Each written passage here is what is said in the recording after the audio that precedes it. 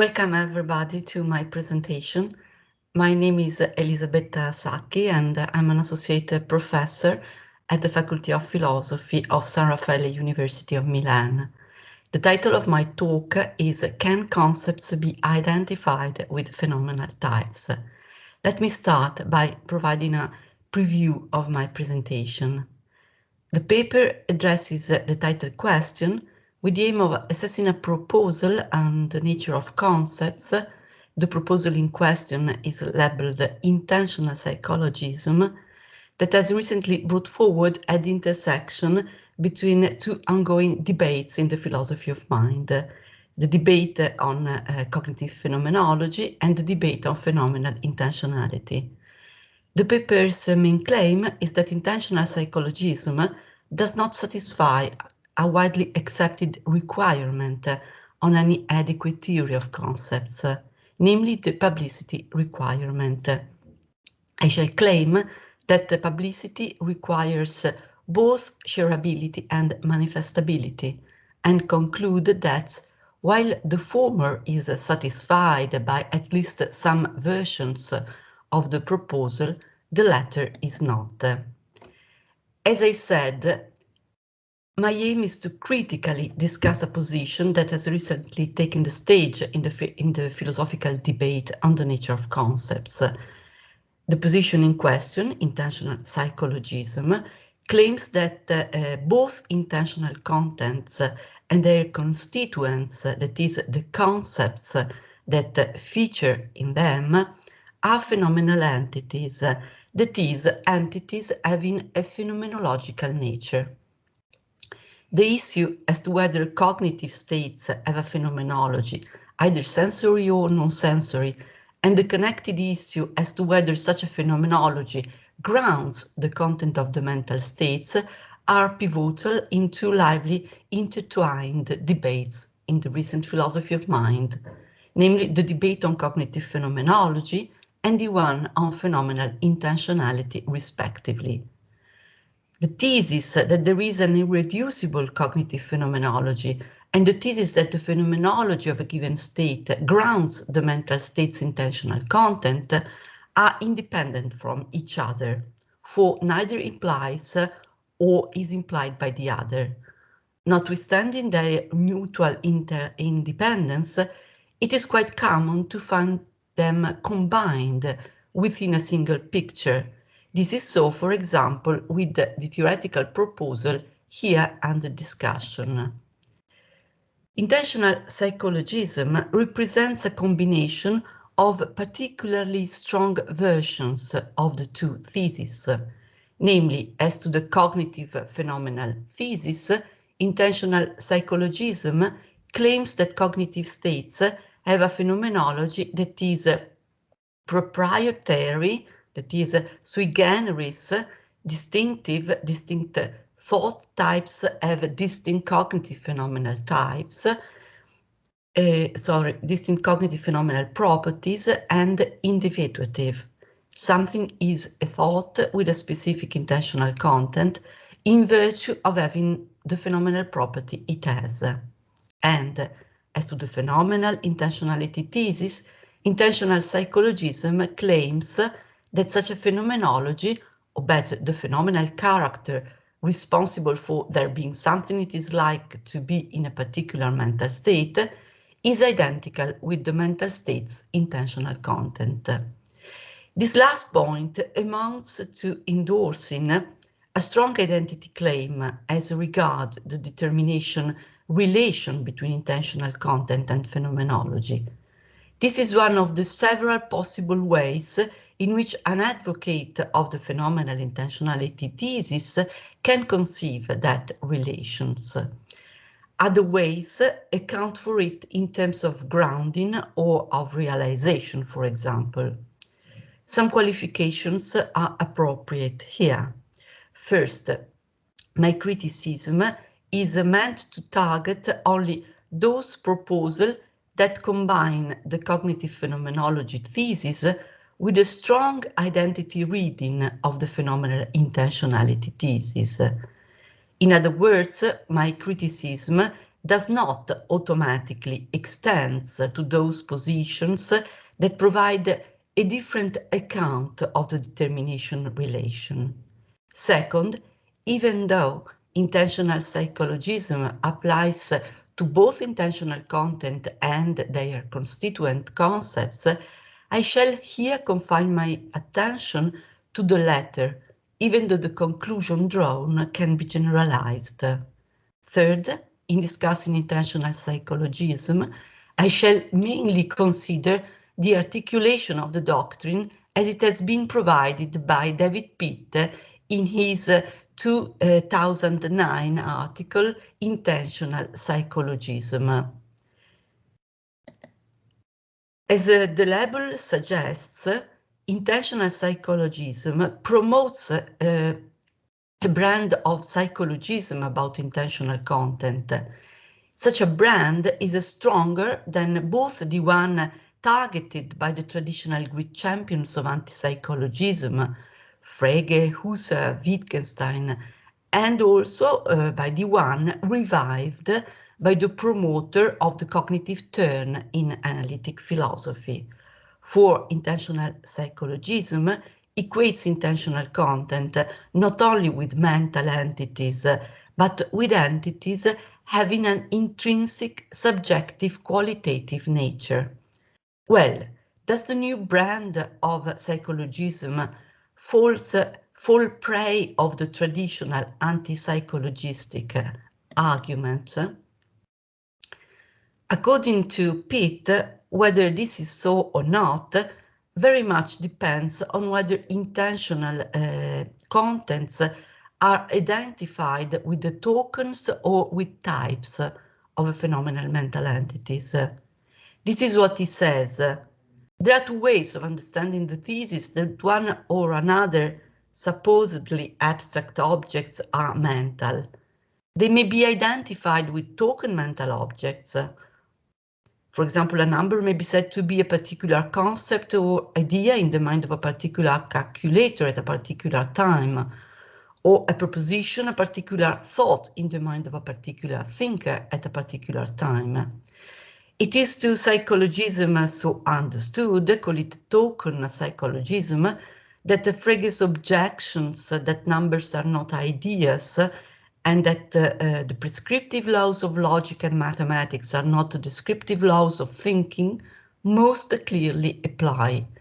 If a proposition is a thought token, then perhaps it is only accessible to the thinker to whom it occurs. It cannot occur to any other thinker. It cannot occur to the same thinker more than once. And the laws governing its relations to other propositions, the laws of logic, are the idiosyncratic laws governing its occurrence with other thoughts in a single thinker. And he adds, but there is another more sophisticated version of the view, to which Frege's objections are not so clearly relevant. One may propose that the logical objects in question be identified not with psychological tokens, but with psychological types. Call this sort of view type psychologism. According to type intentional psychologism, a thought is the thought it is, the thought that Paris is the capital of France, say, because it tokens a phenomenal type that is the intentional content that be. What holds for contents holds for their constituents as well. As he says, thought types are composed of concepts types, which are also phenomenal types. The latter is a claim about the metaphysical nature of concepts. In the vast literature on concepts, either philosophical or psychological, concepts have been identified with many different things, mental representations, abstract mind-independent entities, sets of abilities, just to mention a few. Given the lack of unanimous consent on what concepts are, one could take type intentional psychologism as an additional plausible proposal no matter how outlandish it may look at first glance. My aim in this paper is to assess whether this is so. As I said, I shall try to assess type intentional psychologism by focusing on concepts.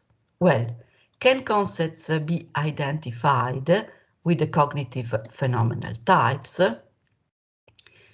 In what follows, I shall claim that even though I agree that type intentional psychologism is less vulnerable than token intentional psychologism to the classical objections, I think that it too has troubles in accounting for the objectivity of concepts, or at least that this is so if objectivity requires publicity. I shall claim that to identify concepts with cognitive phenomenal types does not satisfy the publicity requirement that, according to many people, such as Ray, for example, Peacock, Fodder, Prince, any adequate theory of concepts ought to satisfy. I shall interpret such a requirement as one implying two features, shareability and manifestability in overt behavior, linguistic and or non-linguistic. In what follows, I shall consider whether this requirement is satisfied. As regards the shareability feature, Pitt claims that if, as I will assume, types are themselves mind-independent abstract objects, then they are not subjective but objective.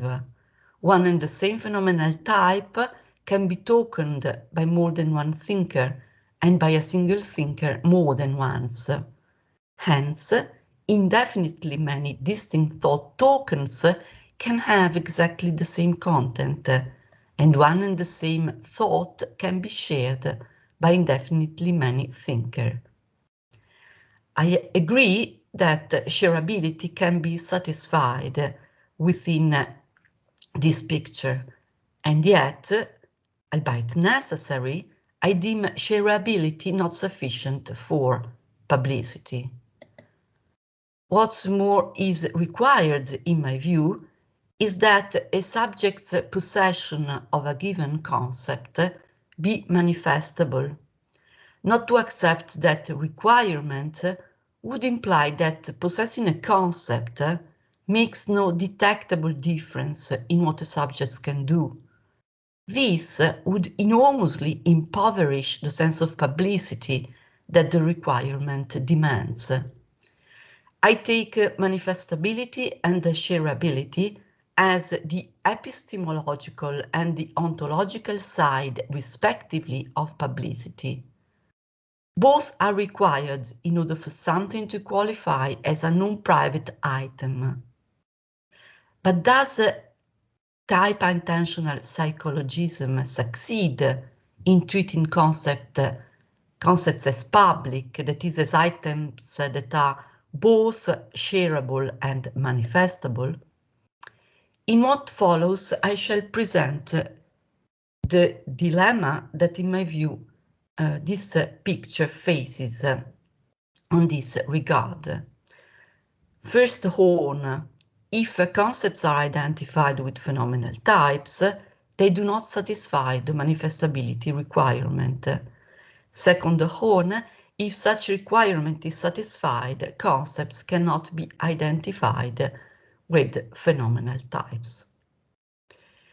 Let me start from the first horn.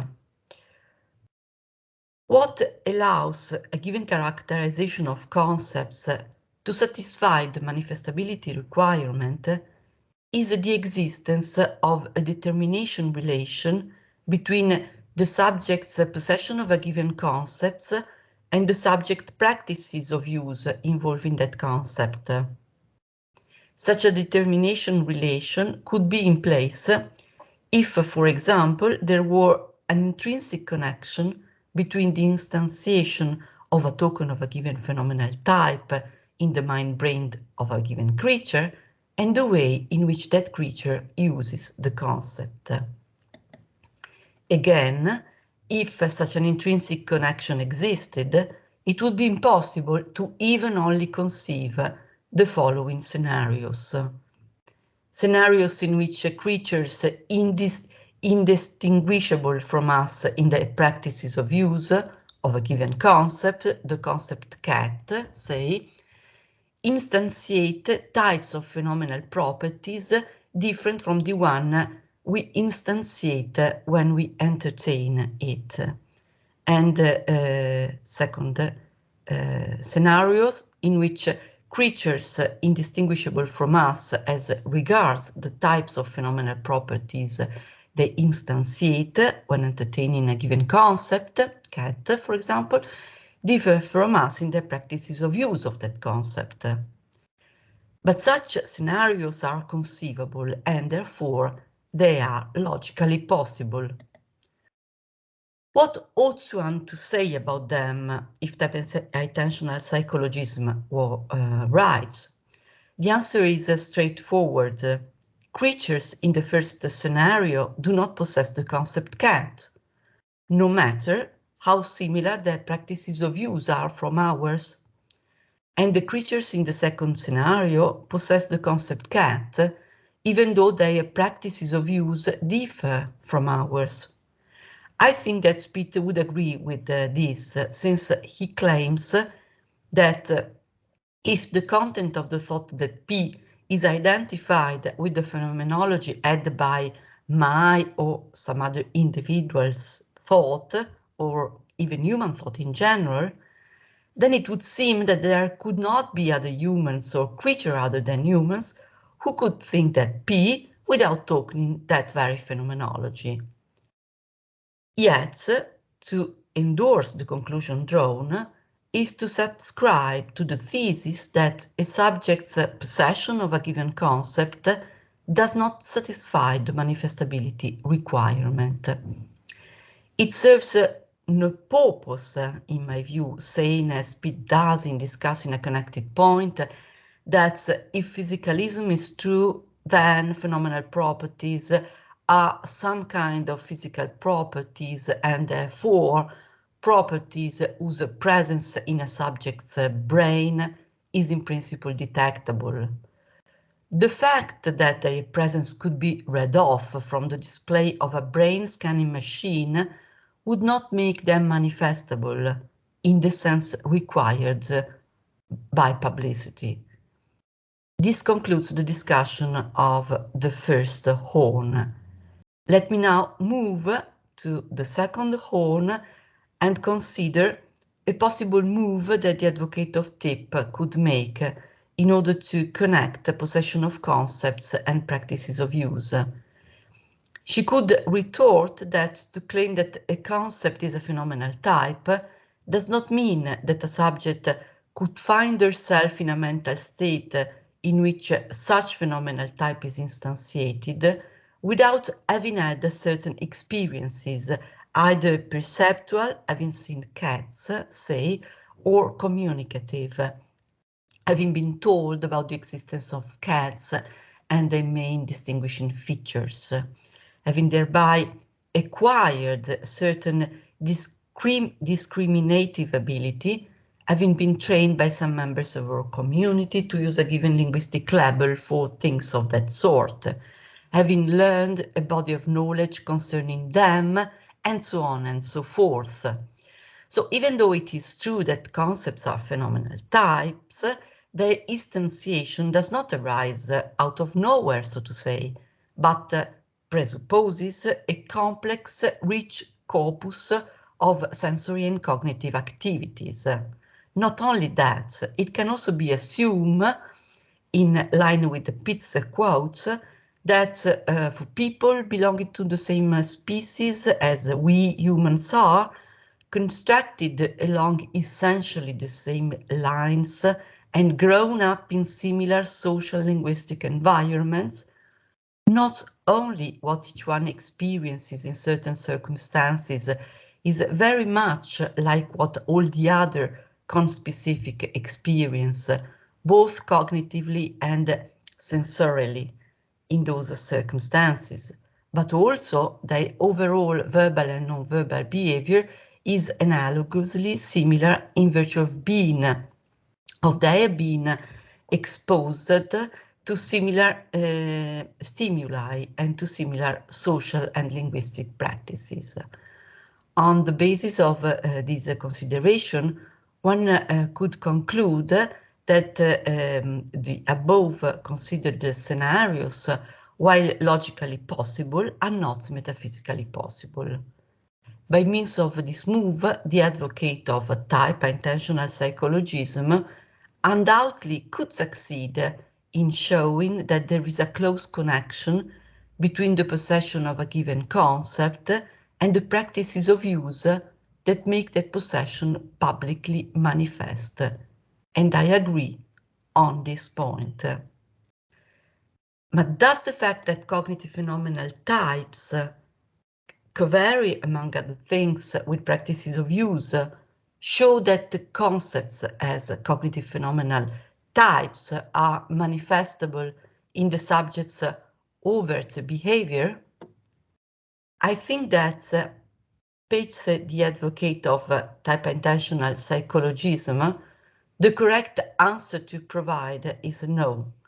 The way in which the correlation is explained does not bring flow to a meal, simply because the determination relation does not hold in the required direction, from possession of concept to practices of use, but rather in the opposite one.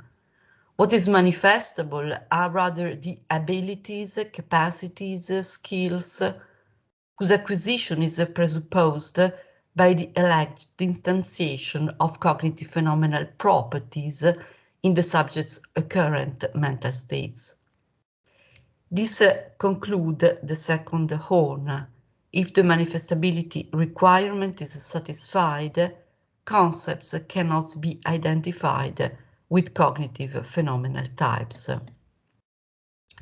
To conclude, while not ruling out that more sophisticated versions of cognitive intentional psychologism could find a way out of the predicaments raised, I conclude that for the time being, the doctrine does not qualify as a tenable position in the logical space of theories of concepts, insofar as it does not satisfy what many people consider a non-dispensable requirement of any adequate theory of concepts. This said, I want to stress that I'm rather sympathetic to the idea that there is a phenomenology of thought, and that many, at least, of our concepts contribute phenomenal properties, both sensory and non-sensory, to the thoughts in whose content they feature. And yet, I reject the idea that it is a phenomenology that fixes the semantics. Rather, I take the latter to be independently fixed, and the former to be a byproduct of our understanding and experience. And this concludes my presentation. Let me and let me thank in advance all those who will post their comments to my talk. Thanks a lot.